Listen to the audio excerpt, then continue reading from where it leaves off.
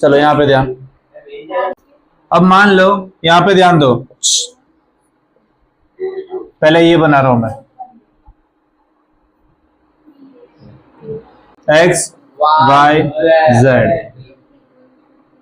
जो कि कितना है 64, ये गिवन है। अब बोला है क्या कि y x एक p प्रोड्यूस कर रहा है, मतलब y x एक p प्रोड्यूस कर रहा है सीधी लाइन में, इसका नाम दे दिया हमने p। ठीक है, अब z y p, x को भूल जाओ, z y p में से एक बाइसेक्ट, बाइसेक्ट यानी इक्वली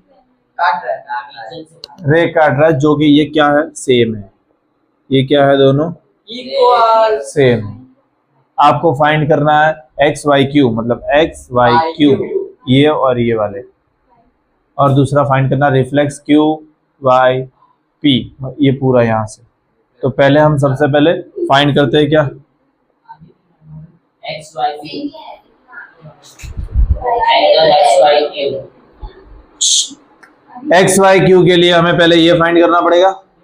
तो मैं ये पूरे को angle P Y Q, P Y Q यानी ये वाला पार्ट और ये वाला पार्ट इक्वल होगा क्यू, ये दोनों क्यों इक्वल होंगे, बाइसेक्ट कर रहा है मतलब दोनों एंगल भी क्या होंगे सेम होंगे, तो ये इसके इक्वल होगा एंगल क्यू वाई जेड। मान लो इसको क्या मान लिया मैंने एक्स, क्योंकि वाई क्यू जो रे है वो क्या कर रहे हैं बाइसेक्ट कर रहे हैं, बाइसेक्ट कर रही है किसको एंगल जेड वाई पी को, इसलिए ये दोनों भी क्या होंगे इक्वल होंगे, और इसको मैंने मान लिया क्या है एक्स है। अब पहले एक्स की वैल्यू फाइंड करेंगे, तो ये लीनियर पेयर बन रहा है, पूरी एक लाइन है, तो ये तीनों को प्लस करूँ तो कितना मिलेगा, तीनों को प्लस करने पर सीधी लाइन है, स्ट्रेट एंगल कितने का होता है 180, तो ये तीनों को प्लस करने पर कितना मिलेगा 180। तो यहाँ पे ध्यान देना angle P Y Q plus angle Q Y Z plus angle X Y Z is equals to 180, क्योंकि ये क्या है लीनियर। ओके, ये समझ में आया। अब पी वाई क्यू किसके इक्वल हमने रखा था एक्स, क्यू वाई जेड किसके इक्वल था एक्स, एक्स वाई जेड निर्वन कितना है 64, तो ये 64 तीनों को अगर मिलाएंगे तो होगा x प्लस एक्स 2x, तो ये हो जाएगा 2x, और ये 64 को उधर भेज दूं तो ये हो जाएगा 180 माइनस 64, तो 2x इज इक्वल्स टू कितना बचेगा 122,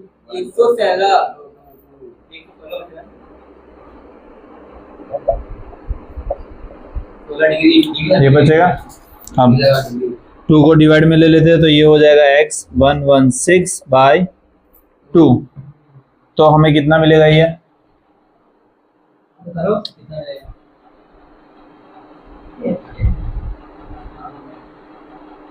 कितना मिला डिवाइड करके देख लेना, ठीक है। 2 5 जा 10, 1 कैरी 16, 8 जा 16, 58 मिला। अब सबसे पहले तो हम क्या फाइंड करें,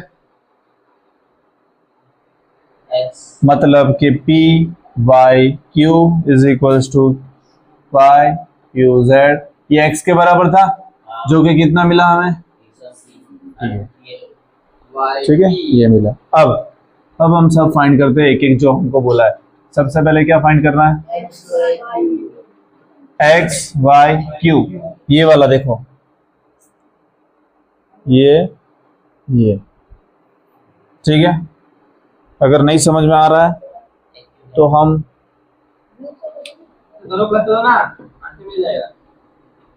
ये फाइंड करना है हमें, और ये किससे बना है ये दो एंगल से, और ये क्या हमने एज्यूम किया था एक्स एक्स है, तो एंगल एक्स वाई क्यू किससे बन रहा है Q Y Z plus X Y Z. X Y Z से। अब क्यू वाई जेड कितना है? क्यू वाई जेड 58 और एक्स वाई जेड 64. दोनों को प्लस करेंगे तो कितना होगा? कितना होगा? 122। ठीक है, चल ये मिल गया। अब हमें क्या फाइंड करना? Reflex angle Q Y P. अब क्यू वाई पी कौन सा है? ये वाला U Y P बोला sir. Reflex Q Y P. पहले तो क्यू वाई पी कहाँ है? यहाँ है ये रहा. Q Y P. अब रिफ्लेक्स बोला यानी उल्टा 180 से बड़ा है ये पूरा एंगल। पूरा एक खाली वो नहीं ना चाहिए 360 होता है. या तो 360 से आप x को माइनस कर दो या तो 1 2 3 को क्या कर दो? प्लस कर दो। तो यहाँ पे ध्यान। अब ये किस किस से बन रहा है? देखो पहले एंगल से, इससे क्या है? Q Y Z plus angle Z Y X plus angle X Y P, है ना? बस इन सब से बन रहा है। चलो वैल्यू पुट कर देते हैं। कितना है? 58। X Y Z 64। X Y P कितना है? 58. X Y P 180। देखो स्ट्रेट एंगल बन रहा है ना, तो ये कितना है? 180। प्लस करो कितना होगा? 0 + 4 + 12 1 कैरी, तो ये होगा 9 6 15 5 22 और रिफ्लेक्स एंगल कितना मिला हमें? 302। आप चाहे तो कंप्लीट एंगल में से 58 माइनस भी कर सकते हो जो x की वैल्यू मिली। 360 में से 58 को x को माइनस कर दो, डायरेक्ट आपको ये मिलेगा। Lines parallel to the same line. इसका मतलब क्या होता है कि अगर कोई दो लाइन पैरेलल है और वो दो लाइन किसी और से पैरेलल है तो पहली और तीसरी भी क्या होगी? पैरेलल होगी। मतलब दो लाइन से ज्यादा पैरेलल लाइन हो सकती है और पैरेलल लाइन के जितने भी एंगल है वो मैंने स्टार्टिंग में ही आपको करवा दिए। करस्पॉन्डिंग वो सब करवाया था ना, एडजेसेंट एंगल डायग्राम ड्रॉ करवाया था। ठीक है, ऑल्टरनेट एंगल किसको बोलते हैं वो सब मैंने आपको पहले ही लिखवा दिया। जिसने लिखा वो अच्छी बात है, जिसके पास नहीं हो मजे करो, है ना? ट्यूशन वाली बुक। हाँ हाँ, वेरी गुड।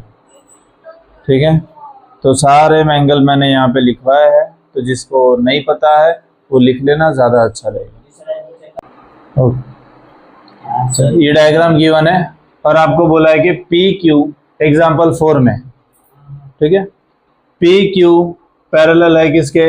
आर एस से, और बीच में ऐसा कुछ वी जैसा डायग्राम बना रहे और आपको फाइंड करना है इस एम की वैल्यू। ये है ना, एक्स एम वाई फाइंड करना है आपको, ये एंगल फाइंड करना है। अब ये एंगल फाइंड करना, कोई यहाँ पे कोई ऑल्टरनेट लग रहा है, इंटीरियर कुछ कोई भी एंगल लग रहा है, वर्टिकल भी नहीं लग रहा है, तो सिंपल आपको क्या करना है, इस लाइन के, ये दो लाइन के पैरेलल एक और लाइन, इमेजिनरी लाइन खींचनी है। जैसे हमने एक्सरसाइज में फर्स्ट वन में पता है टी बनाया था, उसके लाइन में बनाया था, अगर किया है तो चेक करो, देखो एग्जाम्पल 3 था। हाँ, तो एग्जाम्पल 3 देखो, तो उसी तरह सेम इसमें भी क्या करना है, एक इमेजिनरी लाइन बनाना है। मान लो ये ए और बी, ठीक है, suppose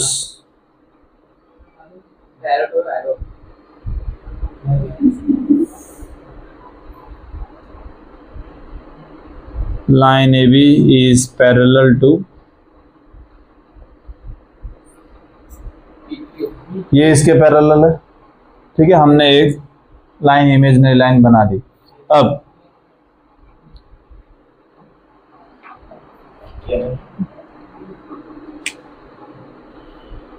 P X M Z बन रहा है, सबसे पहले एक काम करो, ये जेड के दोनों अंदर के एंगल चाहिए, है ना। तो आप बाहर ये एक्सटीरियर एंगल भी ले सकते हो, बट इजी क्या पड़ेगा, पहले ये सीधी लाइन है, मतलब ये दोनों का सम कितना होता है 180। तो पहले मैं वो फाइंड कर रहा हूं, तो P X M plus P X M, मतलब ये वाला पार्ट और ये वाला पार्ट। दूसरा एंगल कौन सा है, क्यू एक्स एम, दोनों मिलके क्या बन रहा है 180, क्योंकि ये क्या है लीनियर पेयर, लीनियर पेयर। अब इसकी वैल्यू हमको गिवन है, कितनी है 135 इज इक्वल्स टू 180। उधर जाएगा तो माइनस हो जाएगा, तो 180 माइनस 135 कितना बचेगा, प्लस में से 5 गया तो 5, 7 में से 3 गया तो 4, और 1 में से 1 गया तो 0, 45। ये निकल गया है, कितना एंगल मिला हमें 45। अब अगर ये 45 है तो z बन रहा है, तो ये भी कितना होगा क्यूब, क्यूब, हाँ अल्टरनेटिव इंटीरियर एंगल। देखो z बन रहा है कौन सा P X M equal to X M B, ये दोनों क्या होंगे 45 होंगे, क्योंकि ये क्या है अल्टरनेटिव इंटीरियर लिखना पड़ेगा।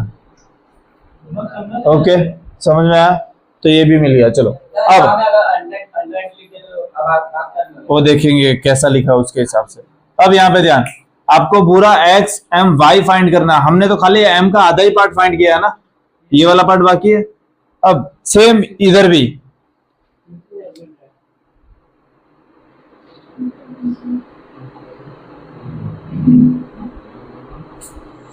z बन रहा है ना, तो अगर ये 40 है, ये 40 है इंटीरियर एंगल, तो ये भी कितना होगा 40। तो यहां पे ध्यान वापस, angle M Y R is equals to angle B M Y is equals to 40, क्योंकि ये भी क्या है alternative interior angle, alternative interior angle. अब ये दोनों का सम कर दो, ये पूरा अगर मेरे को फाइंड करना है, इसको हटा देते हैं, ये अगर मेरे को फाइंड करना है, ये एक्स एम वाई ये किससे बना है, एक इससे और एक इससे, इसको भी हटा दो ताकि कंफ्यूजन ना हो। ये सब ये दोनों फाइंड करना है, पूरा एक फाइंड करना है, ये लाइन को भी हटा देते मान लो, खाली याद रखना इधर बी था। ये पूरा कब मिलेगा, जब ये दोनों को प्लस करूंगा तो यहाँ पे मान लो एक लाइन थी। तो अब एंगल एक्स एम वाई यही फाइंड करना है, क्वेश्चन में क्या है एक्स एम वाई फाइंड करना है। किससे बना है, देखो एक्स एम बी से, एंगल एक्स एम बी से बना है, और दूसरा किससे बना है बी एम वाई।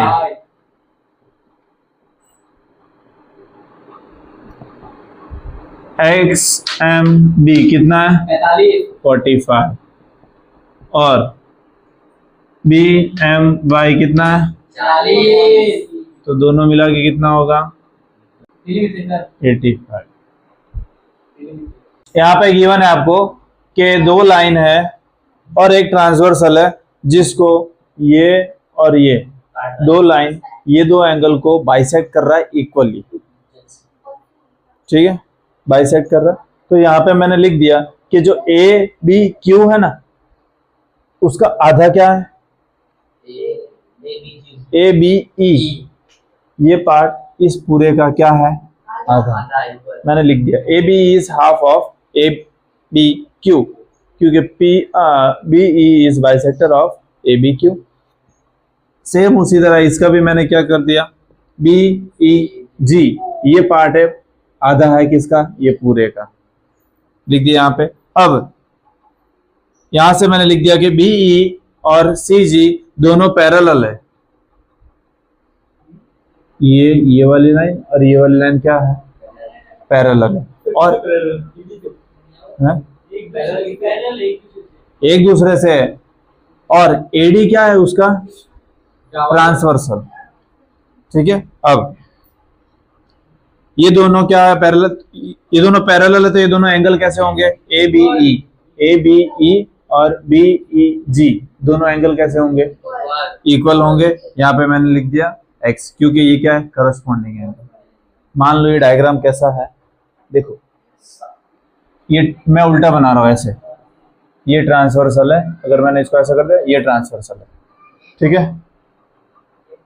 ये RS PQ, अब उसमें से एक लाइन B और C में से एक लाइन पास हो रही है जो कि ऐसे E, और एक ऐसे पास हो रही है जो कि है G। अब ये दोनों एंगल क्या होंगे, करस्पॉन्ड होंगे एक दूसरे से, करस्पॉन्डिंग एंगल होंगे। ट्रांसफर के सेम साइड पे, इसके भी सेम साइड पे, इसके ऊपर तो इसके भी ऊपर, तो ये क्या होंगे, सेम होंगे। मैं ऐसे बोल रहा हूं, ये दो, ये वाला और ये वाला, ये दोनों क्या होंगे, सेम होंगे, क्योंकि ये क्या करस्पॉन्डिंग है। अब यहाँ पे ये दोनों सेम है तो मैंने इसको एक मान लिया x, तो इस x की वैल्यू यहाँ पे पुट कर दी। ये दोनों को मैंने क्या मान लिया, x मान लिया। अब ये x मतलब ये दोनों बराबर हुए, तो मैंने x बराबर हाफ ABQ और x इक्वल टू हाफ, ये इसके इक्वल है और इसके इक्वल ये भी है, तो ये दोनों एक दूसरे से क्या होंगे, इक्वल होंगे। तो फ्रॉम इक्वेशन 1 और 2 ये सेम में, तो ये दोनों भी क्या होंगे, इसमें से 1/2 और 1/2 क्या हो गए, कट हो गए। तो वहां पे बचा क्या, ये रहा, इधर है, बचा क्या, मतलब ABQ और BCS ये दोनों भी क्या है, बड़े एंगल, इक्वल है। और ये इक्वल कब होते हैं, करस्पॉन्डिंग होंगे तब भी इक्वल है ना। ये देखो, इसको अगर मैं हटा दूं, अब ये पूरे एंगल की बात हो रही है, ये एंगल कब इक्वल होते हैं, जब ये दो लाइन पैरेलल होती है और करस्पॉन्डिंग होते हैं। तो ये दो लाइन पैरेलल है तभी ये इक्वल है, और अगर इक्वल होंगे इसका मतलब ये दो लाइन कैसे होगी, इक्वल है भाई। मेरी बात सुनो, करस्पॉन्डिंग एंगल कब फॉर्म होते हैं, जब दो लाइन पैरेलल हो। बट यहाँ पे हमको पता नहीं है पैरेलल है कि नहीं है, बट हमको ये मिला कि ये दोनों एंगल क्या है, ये दोनों एंगल क्या है, इक्वल है। और मैंने अभी बोला एंगल करस्पॉन्डिंग कब फॉर्म होते हैं, जब बीच में से लाइन काटते हैं, जो बरे ना भाई, लाइन पैरेलल हो। करस्पॉन्डिंग एंगल कब फॉर्म होते हैं, अभी मैंने बोला कि एक सिंपल सा लॉजिक लगाओ कि पैरेलल लाइन होता है तब करस्पॉन्डिंग फॉर्म होता है। सुनना कि पैरेलल लाइन होता है तब क्या फॉर्म होता है, अब करस्पॉन्डिंग एंगल फॉर्म हुआ है मतलब वो वहां पे क्या होगी, लाइन पैरेलल होगी। मैंने अभी बोला कि पैरेलल होगी तभी फॉर्म होगा, और फॉर्म हुआ इसका मतलब क्या होगा, लाइन पैरेलल होगी तभी तो फॉर्म होता है ना। तो उस रूल से corresponding angle form by transversal AD के थ्रू PQ और RS कैसी है, क्योंकि हमें करस्पॉन्डिंग एंगल मिला जो कि कब फॉर्म होता है, जब लाइन पैरेलल होती है तब है। यहाँ पे ध्यान, सबसे पहले तो हमको क्या क्या गिवन है, ये 55 गिवन है, और ये बोला कि ये क्या परपेंडिकुलर है, किससे, AB से, ठीक है। अब यहाँ पे ध्यान देना, ये C बन रहा है, देखो ऐसे, ये दोनों क्या बोलते हैं, इसको कौन सा एंगल बोलते हैं, एडजेसेंट एंगल, और एक और बोलते हैं क्या, हाँ, interior angle of the same side of a transversal. तो ये एडजेसेंट एंगल, इनका सम कितना होता है, 180।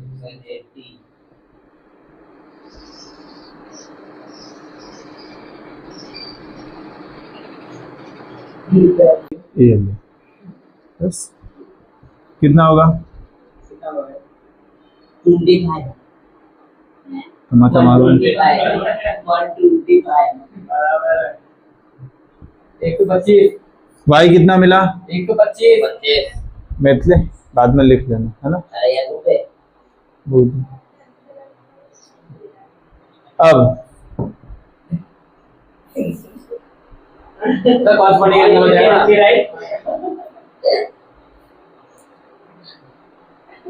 उल्लू समझ के रखा है मेरे को वो लिख के उसके बुक में लिख रही है और उसने दिमाग कितना चला उसको अपनी बुक दे दी है ना ताकि सर को पता नहीं चले कि मैं उसको लिख के दे रही हूँ है ना सर कॉरेस्पॉन्डिंग चलो लगा है यहाँ पे ध्यान दे अब ये y मिल गया कितना है 125 तो देखो ये दो लाइन पैरेलल है और ये ट्रांसवर्सल है सेम मैंने बोला था करस्पॉन्डिंग एंगल जो सेम बनता हो देखो इधर भी एल जैसा बन रहा है या तो ये दोनों क्या होंगे सेम होंगे x is equal to Y is equal to 125 क्योंकि ये कौन सा एंगल है करस्पॉन्डिंग एंगल x मिल गया y मिल गया z फाइंड करना अभी दैट कैसे फाइंड करें सर वो एंगल AEF AEF AEF किससे बना है एक z से प्लस 55 से है ना या और ये तो परपेंडिकुलर है बोला है परपेंडिकुलर तो कितना होगा 90 तो 90 is equal to z plus 55 इधर आएगा तो minus 55 is equal to z तो z इज इक्वल टू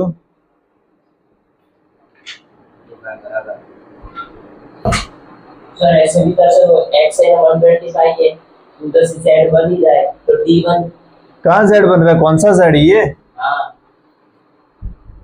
तो वहां भी बन देखो तो वहां भी बन रहा है z काफी कौन सा बन रहा z है वो d वो ना उससे बड़ा अल्टरनेटिव हो जाएगा ना ऐसे वो अरे बोल रहे हैं ना सर e से हां e से हां बना तो बन जाएगा थोड़ा ऊपर हां बड़ा बना यहाँ से नीचे हां हां इधर हां बड़ा हाँ वो भी बन जाएगा वही अरे तो पूरा थोड़ी होगा ये हमें फाइंड करना पड़ेगा ना उसके लिए z में ये भी आएगा ना तो ये पूरा थोड़ी फाइंड करना है हमें ये एंगल चाहिए ही नहीं अगर वैसे भी नहीं ये समझ में नहीं आया तो दूसरा ट्रिक देता हूँ यहाँ पे ध्यान ये कितना है 125 ये लीनियर स्ट्रेट एंगल बन रहा है तो 180 में से 125 हटा दो तो कितना बचेगा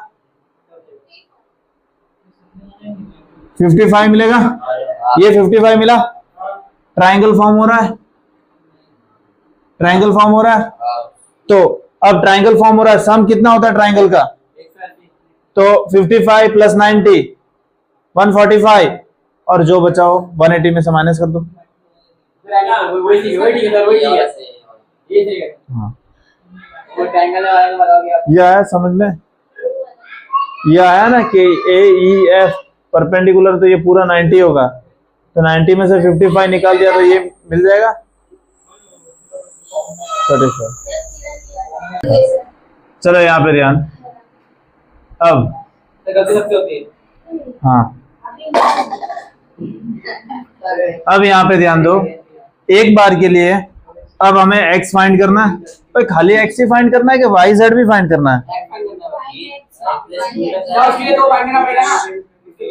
चलो तो पहले y और z गिवन है बट रेशियो में गिवन है तो सबसे पहले उसको हम एक वेरिएबल लेके सॉल्व करेंगे तो यहाँ पे ध्यान y is equals to 3x and z is equals to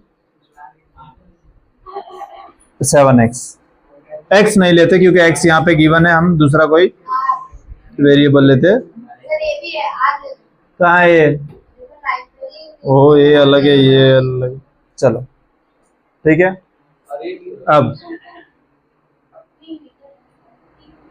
ये दोनों एडजेसेंट एंगल है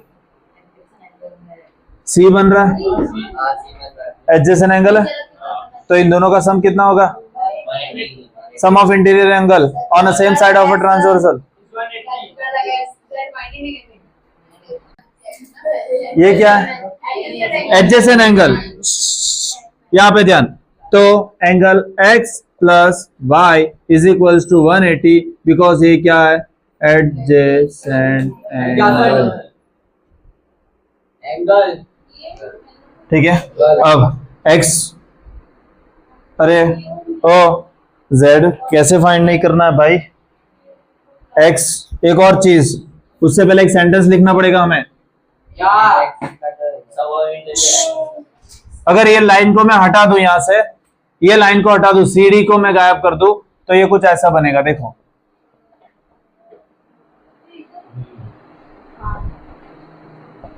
ऐसा बनेगा, है ना?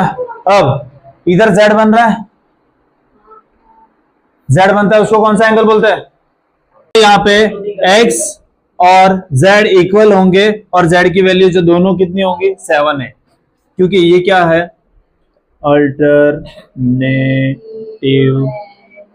Alternative interior angle, interior angle, जिससे ये दोनों क्या होंगे? सेम होंगे। अब ये दोनों सेम होंगे तो अब मैं लिख सकता हूं x plus Y is equal to 180, क्योंकि ये क्या है? Adjacent angle. या तो इसको और क्या बोलते हैं? ठीक है, से sum of interior angle on the same side of a transversal is 180, तो ये क्या होगा? अब यहां से x और z की वैल्यू एक ही है, क्या है? 7 है, और y का तो हमें पता है कितना है? 3 है, इज इक्वल्स टू 180। ये दोनों कितना होगा? tan a is equals to 180, 10 नीचे चला जाएगा तो 180 डिवाइड बाय 10, 0 और 0 क्या हो जाएंगे? इधर कर देता हूँ, 0 और 0। हाँ, तेरे को मार खाना है? a मिल गया कितना? 180। अब x फाइंड करना था आपको, तो x क्या था? 7 है, तो वैल्यू पुट कर दो। निर्वन बोल, 7 18 सा 120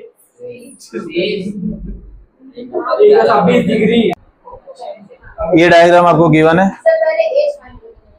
ठीक है? ए बी पैरेलल है CD से, EF है परपेंडिकुलर टू CD। अब आपको GED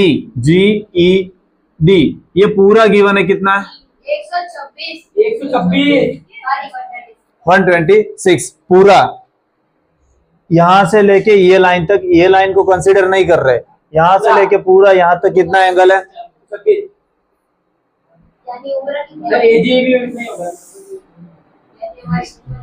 A B C D E और G, ये गिवन है कितना? ये गिवन है कितना? अब यहाँ पे ध्यान देना, Z बन रहा है, Z बन रहा है, तो अगर ये Z के अंदर वाला ये 126, तो ये भी कितना होगा? Angle GED is equals to angle AGE is equals to 126, क्योंकि ये है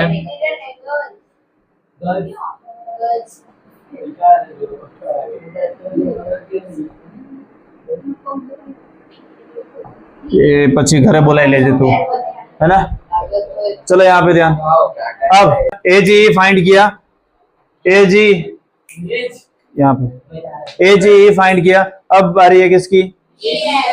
GEF, मतलब ये वाला।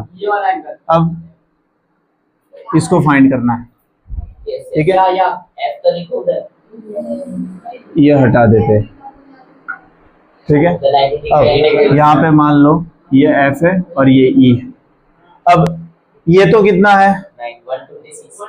ये पूरा 126 है, कितना? पूरा 126 है। अब इसमें दो एंगल है, एक ये वाला और एक ये, तो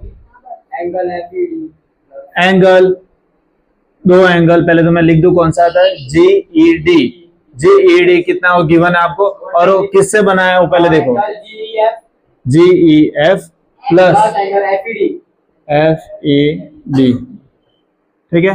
अब GED कितना है? जी ई एफ फाइंड करना है, तो उसको तो एज इट इज रहने दो, और एफ ई डी 90, क्योंकि परपेंडिकुलर है, परपेंडिकुलर है, ठीक है। तो कितना होगा, पर मत कर, उड़ा दूंगा तेरे को, पर लगा, इधर आ जाएगा तो, इधर आ जाएगा तो जी ई एफ कितना होगा, 36। तो जी ई एफ कितना मिला, 36। चलो ये भी फाइंड हो गया। अब एफ ई एफ जी ई, ये वाला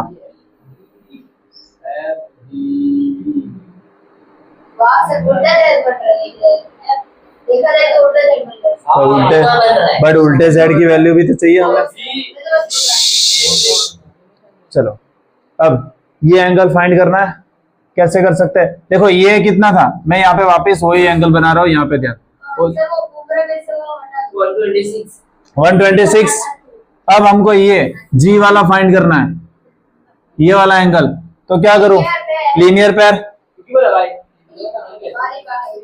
लीनियर पेयर होता है, सीधी लाइन है, उसमें से एक लाइन क्या कर रही है, डिवाइड कर रही है, तो ये दोनों कौन से के एंगल, ए जी ई प्लस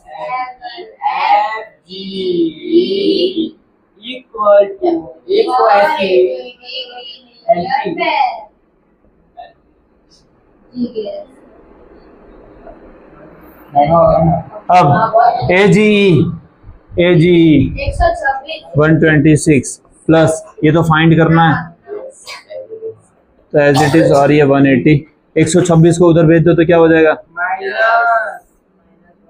180 माइनस 126, तो F G E is equals to 54। Copy करो। चलो यहाँ पे ऐसा कुछ डायग्राम गिवन है आपको, और बोला है कि क्यू आर एस फाइंड करना है, ठीक है। अब यहाँ पे ना ही इसको कोई पैरेलल लाइन टच कर रही है, ना ही कुछ भी z बन रहा है, ना ही परपेंडिकुलर, कुछ नहीं हो रहा है। तो जैसे हमने एग्जांपल किया था, एक t को एक्सटेंड करते थे हम खुद से, तो इसमें भी मान लेना, और हिंट दिया है, एग्जाम में हिंट नहीं मिलेगी आपको, खाली ये बोला होगा, हिंट में ये बोला है कि एक लाइन उसके पैरेलल क्या कर लो, एज्यूम कर लो, तो हमने यहाँ पे a और b एज्यूम कर लिया, मैंने यहाँ पे एक पैरेलल लाइन क्या कर ली, ड्रॉ कर ली। अब क्यू आर एस फाइंड करना है, तो पहले तो सबसे देखो, ये मैं क्या कर लूं, 130 कर लूं, Z बन रहा है, z बन रहा है, मतलब ये भी कितना होगा, 130। मैं ये वाले को ड्रॉ नहीं कर रहा हूँ, देखो मैंने इधर छोटा एक और ड्रॉ करता हूँ, आर ए फिर एस डी 130, ये 130 है, ऐसा z बन रहा है, तो ये पूरा कितना होगा, 130। चलो अब suppose A B, line A B is parallel to S T, ये मैंने यहाँ पे एक ड्रॉ कर ली, ए बी लाइन जो कि एस टी के क्या है, पैरेलल है, ठीक है। अब निर्वाण यहाँ पे ध्यान, तो सेम अब T S R equal to S R A, जो कि कितना होगा, 130, क्योंकि ये क्या है, अल्टरनेट इंटीरियर एंगल, बुक में भी 130 होगा। अब ये पूरा मिल गया हमें, ठीक है। अब यहां पे ध्यान, एक लाइन ऐसे आ रही है, अगर मैं इसको रफ कर दूं, Z नहीं बन रहा है रे, Z नहीं बन रहा है, यहाँ पे C बन रहा है, ये 130 है, इन दोनों का सम अगर पैरेलल है तो कितना होना चाहिए, 180, तो angle P Q R plus angle Q R A is equals to 180, क्योंकि ये क्या है, एडजेसेंट एंगल। समझ में आया? हाँ, क्यू आर एस फाइंड करना है हमें। पी क्यू आर कितना गिवन है, क्यू आर ए पता है हमको, नहीं पता है, तो as it is equals to 180। समझ में कुछ आएगा नहीं बाद में, यहाँ पे ध्यान दो, उसको उधर भेज दो, कितना होगा 180 माइनस, उधर भेज दिया तो माइनस हो जाएगा। अब ये कितना आया, ये कितना आया 70। अब ये मिल गया हमें 70, ये मिल गया हमें कितना है नहीं पता, मिला ही नहीं है। चलो अब आलोक,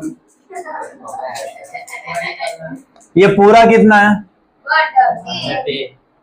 पूरा 130 है, और ये 130 ये दो एंगल से बन रहा है। हाँ, तो अभी यहाँ पे ध्यान देना। अब angle S R A is equals to S R A किससे बना है, क्यू आर ए प्लस ये दोनों से मिलके बना है। अब एस आर ए कितना है 130 is equals to Q R A, अभी हमने फाइंड किया था कितना, ये रहा क्यू आर ए कितना है 70 प्लस क्यू आर एस हमें फाइंड करना है, इसको इधर भेज दो तो ये हो जाएगा कितना 130 minus 70 is equals to Q R S, तो कितना होगा 60 degree is equals to Q R S. तो क्यू आर एस कितना मिला हमें 60 डिग्री। यहाँ पे ध्यान दो, लिखना बंद, आगे 4th वन। अरे मैंने अभी थोड़ी देर पहले बैठा, इसके मेथड 5 अलग अलग होते हैं, समझ में आया? ये मैं कॉन्सेप्ट क्लियर करवा रहा हूँ, रटवा नहीं रहा हूँ।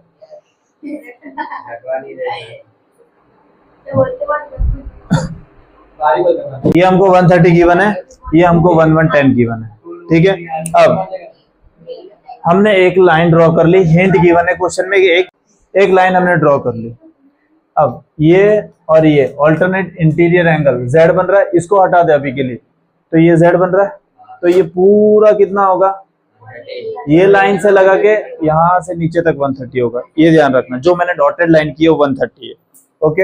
अब हमें खाली ये ढूंढना है, बट हमारे पास ना ही अभी ये है ना ही ये है, ये पूरा है।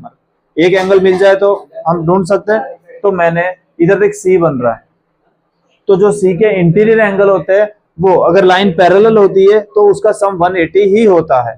तो अब पैरेलल है हमको तो पता है, तो ये दोनों को मैंने प्लस किया, पी क्यू आर और क्यू आर ए, सी बन गया ना पूरा। इनका सम कितना होता है 180, जो कि एडजेसेंट एंगल है। अब पी क्यू आर हमें पता है, पी क्यू आर कितना है 110 प्लस क्यू आर ए हमें नहीं पता, और 180 तो गिवन ही था, उसको यहाँ पे ले लिया। तो क्यू आर ए ये पार्ट खाली, ये वाला अंदर वाला कौन सा,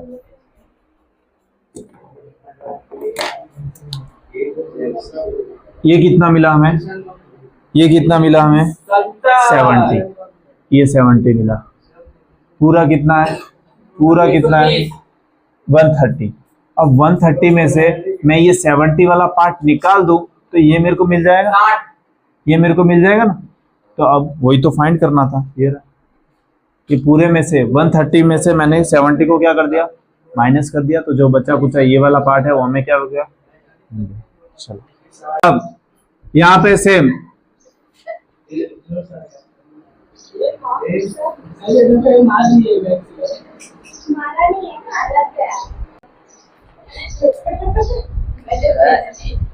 अब ये कितना है 50, तो ये कितना होने वाला है, तो x मिल गया।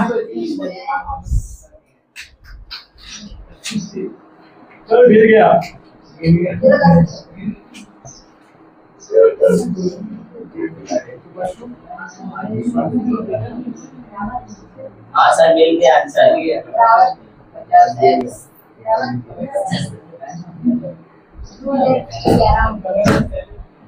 चलो यहाँ पे ध्यान।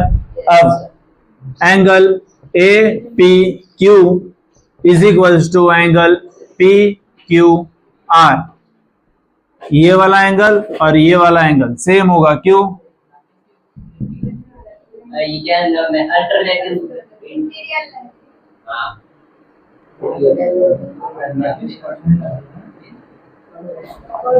Alternate interior angle. अब ये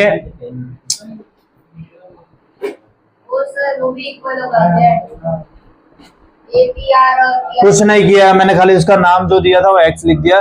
डायरेक्ट कर सकते हो आप, ठीक है। तो एक्स भी मिल गया हमें, खाली वाई फाइंड करना अभी। अब एक लाइन अभी ट्राइंगल की ऐसे गई है, ये 127 है, तो ये पूरा कितना होगा? 127। तो यहाँ पे P R D is equals to angle A P R is equals to 127। ये भी क्या है?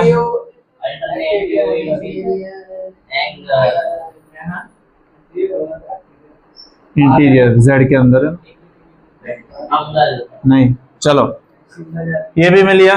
अब ए पी आर मतलब ये पूरा हमें कितना मिला? 127 मिला। अल्टरनेटिव इंटीरियर एंगल, ये देखो ऐसे जेड बन रहा है, तो ये 127 है, तो ये भी पूरा 127 होगा। वाई फाइंड करना है, तो 127 में से 50 को माइनस कर दो, तो angle A P R is equals to, A P R किससे बना है? ए पी क्यू, ठीक है। अब ये तो हमको पता है कितना, 127 is equals to A P Q, ये कितना है? 50 plus Q P R. Q P R कितना है? वाई, तो हमने वाई लिख दिया। इधर आएगा 127 minus 50 is equals to Y, जो कि कितना होगा? 77 इज इक्वल्स टू, रट के रखा है। अब मान लो ये क्या है? दो मिरर है और एक लाइट पास हो रही है जो इसके ऊपर गिरेगी, वापस रिफ्लेक्ट होगी, वापस ऐसे कंटिन्यू जाती जाएगी। खाली आपको एक जिगजैग दे दिया गया, एक लूप दे दिया, उसका आपको ये पता लगाना कि ये एंगल और ये एंगल नहीं, ये दोनों आईने पैरेलल है कि नहीं, ये वो दिखाना है। ये दोनों पैरेलल है कि नहीं है, वो ए बी और सी डी ये पैरेलल बताना है। ओके, ये दोनों इसके पैरेलल है कि नहीं वो हमें बताना है। तो सबसे पहले तो यहां से हम एक नॉर्मल खींच लेंगे। एंगल 1 दे दो, एंगल 1, एंगल 2, इसको मैं दे दूंगा एंगल 2, एंगल 3 एंगल 4 और एंगल 4। अब angle 1 is equals to angle 2 और angle 3 is equals to angle 4, क्योंकि किसके? हाँ, लॉ ऑफ रिफ्लेक्शन। नहीं सर वो बोल रहे थे ना स्टेडी। हाँ मैं तोतला बोल रहा था, तोतला ही लिख दिया। चलो अब बस अभी यहाँ पे ध्यान, ये दोनों सेम है। अब आप यहाँ पे ध्यान से देखो कि ऐसे जेड बन रहा है। कौन सा जेड? ये देखो जेड बन रहा है, ये जेड बन रहा है, तो ये जेड बन रहा है, मतलब एंगल 2 इज इक्वल टू 3। तो ये भी क्या होगा? ये क्या है? Alternate interior angle 1 equal angle 4। ठीक है। अब एंगल 2 के इक्वल कौन है? 1। सुनो मेरी बात, मैं बोल रहा हूँ। एंगल 2 के इक्वल 1 है, सॉरी 2 के इक्वल 1 है और 2 के इक्वल 3 है, तो 1 और 3 भी क्या होंगे? इक्वल होंगे। अब एंगल 3 के इक्वल 2 है और एंगल 3 के इक्वल 4 है, मतलब 4 और 2 भी क्या होंगे? इसका मतलब सारे एंगल क्या होंगे? समझ में आ रहा है कि मान लो इसके इक्वल कौन है 3 और 1, मतलब ये सारे तीनों क्या हो गए सेम हो गए, 1 2 और 3 सेम हो गए। अब 3 के इक्वल कौन है, तो चारों कैसे हो गए सेम हो गए। तो इसको मैंने नाम दे दिया 1 2 और 3। तो from equation 1 2 and 3 angle 1 equal to angle 2 equal to angle 3 equal to angle 4। ठीक है, तीनों से हमें क्या पता, सारे एंगल कैसे है इक्वल है। अब एंगल 1 प्लस एंगल 2, अगर मैं 1 और 2 को इक्वल करूं तो क्या मुझे मिलेगा, एंगल 3 और प्लस एंगल इक्वल मिलेगा, क्योंकि मान लो सब इक्वल है ना, सब 2 2 है, मान लेते हैं सब क्या है, तो 2 प्लस 2, तो ये भी 2 प्लस 2, मान लो सब 5 5 है तो 5 प्लस 5, तो ये भी क्या होगा 10। ठीक है, तो अब ये एंगल का नाम लिख दे रहा हूं, तो एंगल क्या है, angle A B C is equals to angle B C D. ये दोनों एंगल सेम है, so angle A B C is equals to angle B C D, it form alternate angle. ये क्या फॉर्म कर रहा है, इंटीरियर हो या नहीं हो, अल्टरनेट फॉर्म कर रहा है। इसका मतलब क्या है कि जो ए बी जो है पैरेलल है किसके, सीडी से।